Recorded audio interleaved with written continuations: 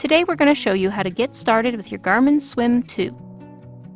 For this video, we are going to take a look at the watch and the charging cable. Looking at the watch, the first thing you will notice is the buttons on each side of the watch and the optical heart rate sensor and charging port on the back. You'll use the buttons to interact with the watch. The button on the top left is used to power the watch on or off, access the controls menu, and turn on the backlight. The buttons on the bottom left are the up and down buttons. You can use these buttons to scroll through the widget loop. Press and hold the up button to access the device menu.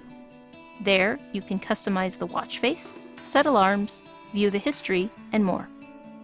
The button on the top right is the start button.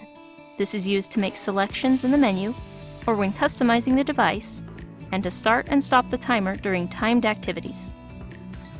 Finally, the button on the bottom right is the back or lap button. When not in an activity, this button will take you back a screen. When in a timed activity, this button will mark a lap or mark a rest in a pool swim. On the back of the watch, you will find the optical heart rate sensor.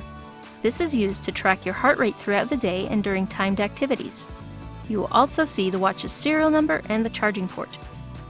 Before you use the watch the first time, we recommend fully charging the watch. To charge the watch, simply plug the charging cable into the back of the watch and then plug the USB end to your charging source, such as a computer. And now you're familiar with the buttons and how to charge your watch. For more videos on setting up and using your Garmin Swim 2, visit the Garmin Swim 2 page at support.garmin.com.